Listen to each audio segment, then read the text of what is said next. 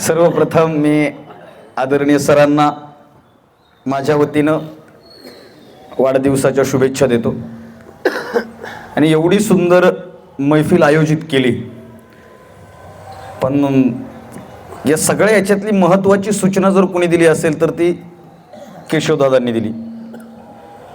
आम्ही पहिल्यांदाच ठरवलं की सरांना खाली उतरू द्यायचं नाही एक, कारण यातले बरेच चेहरे एवढ्या गडबडीत आठ पार पटकन गार लागाले मोकार तुम्हाला काय जाऊ द्या पटकन. पण ती सूचना दिल्यामुळं नाईला जास्त बसावं लागले. बरं न भेटता जावं तर सर उद्या म्हणतील आल नव्हतास. म्हणून काही का असेना कसं का असेना आपण इथं बसला तर या कार्यक्रमाच्या निमित्तानं, वाढदिवसाच्या कार्यक्रमाच्या निमित्तानं तुम्ही कवी संमेलन ठेवलं, हा आम्हा सर्व कवींचा सन्मान आहे असं मी समजतो. कारण सध्या म्हणजे कवीला ऐकायला लोक तयार नाहीत, ही बी वस्तुस्थिती आहे. केशवदादा जसं म्हणले, निलेश जसं म्हणला, वस्तुस्थिती म्हणजे दोघं जण एसटीनं जात होते. बसल्या बसल्या दोघांनी गप्पा मारायला सुरुवात केली. हा म्हणला राम राम, तो म्हणला राम राम. बाजूचा म्हणला तुम्ही काय करता? हा म्हणला मी कवी आहे. कवीने त्याला विचारलं तुम्ही काय करता? तो बोलेच ना. ते म्हणला अहो तुम्ही काय करता? ते बोलेच ना. ते कदूर म्हणला तुम्ही करता काय? तो म्हणला आजपासून मी बहिरा आहे.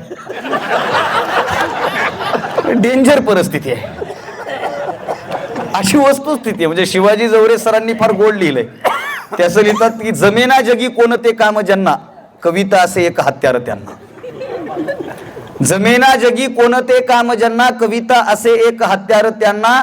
जिथे अर्थ लागे तिथे शब्द खोडा, आणि कुणाच्या बापाला कळेना असे वाक्य जोडा. उवा मारल्या सारखे शब्द खावे, आणि उभे आडवे अर्ध मेले करावे. पण तसं नाही. मातीतल्या माणसाचं मातीतलं मनोगत, मातीतला प्रश्न मांडणारे आम्ही सगळेजण कवी आहोत. आणि या कार्यक्रमाच्या निमित्तानं ते बॅनरचा किस्सा सांगितला. माहीच मी लय खुश झालो इमानदारीनं.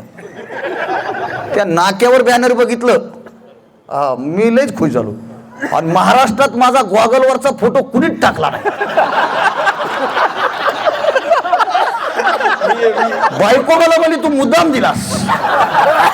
आता त्यांना काय माहिती, हे विचार फक्त परभणीतून बाहेर येतात. त्यांनी टाकलाय तो मनानच.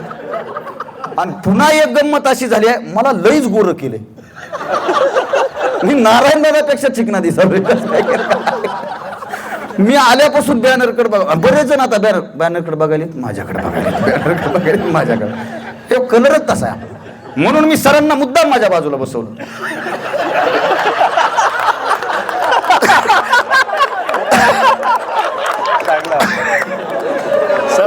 सरांनी मला बसून घेतलं. ते गरजेचं आहे ना, आपला कलरच तसा आहे. मी जर हायवेला उभा राहिलो तर गाडीवाल्याला पुढे गेल्याच्या नंतर कळते मागं कोणतर होतं. पण आपल्याला आपल्या रंगाचा अभिमान आहे सर. कारण आमची माती काळी, आमची माय काळी, आमचे बुद्ध काळे, आमचा विठ्ठल काळा. काळा रंग निर्मितीचा रंग आहे. हे आभाळ पांढरा असू द्या, आनंद नाही होत. आणि पांढऱ्या आभाळाकडे बघून जर कुणी म्हणलं ना wow very beautiful today's nature is very sweet, what is the climate bro, समजायचं हे डोक्यावर पडलं. ह्याचे चार आणि हरवली, त्याला कुत्रं बित्र चावलं. पण पांढऱ्या आभाळामध्ये काळे ढग दाटून आले की शेतकऱ्याच्या अवलादीला आनंद झाल्याशिवाय. आणि असं बी काळ्या रंगाबद्दल लोक चांगलं बोलतात. नाही गावात जर एखादं माझ्यासारखं पोरग असलं ना, अख्खं गाव म्हणतंय काय दिसतंय इठ्ठलावणी. आणि एकानं जर लईच भलतच गोरं असलं ना, काय दिसते बा पांढऱ्या पालीस असं म्हणतात. मी म्हणणार असं म्हणतात लोक. माझ्या लहानपणी गाणं होतं दादा, ते गाणं ऐकलं की मला असं कधी गोरे रंग पे ना इतना गुमान कर, गोरा रंग तो दिन में ढल जाएगा. मी मनातल्या मनात माहिती साला आपल्यावर कसं काय गाणं नाही. 15 दिवसानं मी दुसरं गाणं ऐकलं, हम काले हुए तो क्या हुआ. आपली भाऊकी भरपूर आहे समोर, आपल्याला काय वाचायची गरज नाही. म्हणून या कार्यक्रमाच्या निमित्तानं सरांना शुभेच्छा देत असताना एक रचना तुमच्या समोर ठेवतो. कवितेचं शीर्षक आहे, दादा याचा थोडा बेस कमी करा, ट्रबल द्या, सिस्टम व्यवस्थित लागली पाहिजे. तुम्ही 4 जण बसले, 4घांनी लावली का? नाही, महाराष्ट्रातली सध्या 3घांना लावली म्हणून विचारलो. मग कसं आहे,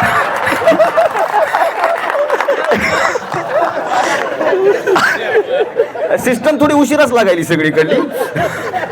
वा, खानापूरची आहे का? नंबर 1 सिस्टम आहे.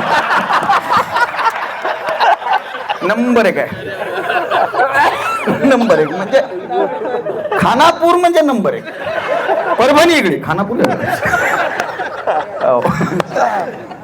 एक रचना तुमच्या समोर ठेवतो. कवितेचं शीर्षक आहे जीवन झाले ओझे ग. गाव कुसाच्या हाका येती, गाव कुसाच्या हाका येती, जीवन झाले ओझे ग. गाव कुसाच्या हाका येती, जीवन झाले ओझे ग. परंपरेच्या दारिद्र्याचे पाऊलदारी वाजे ग. परंपरेच्या दारिद्र्याचे पाऊलदारी वाजे ग. गर्भनासला माणुसकीचा, गर्भनासला माणुसकीचा, रक्ताला सर पाण्याची. गर्भनासला माणुसकीचा, रक्ताला सर पाण्याची. हाय लागली आयुष्याला आता सुगीच्या गाण्याची. जात पात वन धर्म पंथ हा, जात पात वन धर्म पंथ हा, पाचविला जीव भाजे ग. परंपरेच्या दारिद्र्याचे पाऊलदारी वाजे ग.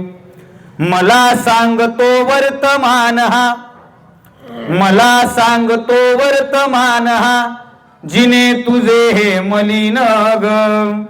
घरदाराला जाळून होतो मातीमध्ये विलीन ग. गाव शिवेला विटाळ माझा, गाव शिवेला विटाळ माझा, काळच काळाला जे ग. परंपरेच्या दारिद्र्याचे पाऊलदारी वाजे ग.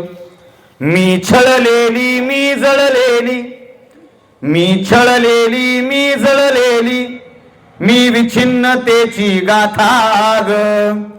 मी आदिवासी दलिता म्हणून माझा कलंकित माथा ग. मानवतेच्या विश्वासाचे, मानवतेच्या विश्वासाचे तोरण झाले खुजे ग. परंपरेच्या दारिद्र्याचे पाऊलदारी वाजे ग. आणि समारोप करणार आहे. त्या अगोदर माझा महाराज म्हणून उल्लेख केला, कीर्तनकार म्हणून उल्लेख केला. वाटत नाही पण हाय. आणि मी सगळे कीर्तन करतो, वाढदिवसापासून दशक्रियेपर्यंत. काहीच अडचण नाही. मी फक्त दिसत नाही. कारण कीर्तनकार म्हणलं की लोकांच्या डोक्यात 3 गोष्टी फिट आहेत. त्याची भली मोठी गाडी, बदक्याची बदक्या बॉडी, लांब लचक दाढी. गाडी आत्ता घेतली, हप्ते राहिलेत फिटायची. काही बॉडी तुमच्या समोर उभी आहे, दाढी आत्ता आता ठेवायला लागलो, कारण सध्या दाढीवाल्याचा जमाना आहे. आपल्याकडे बॉडी नाही, दाढी नाही, आपली काडीवर माडी आहे, पण रोज खेडोपाडी जाऊन समाज प्रबोधन करीत महाराष्ट्र.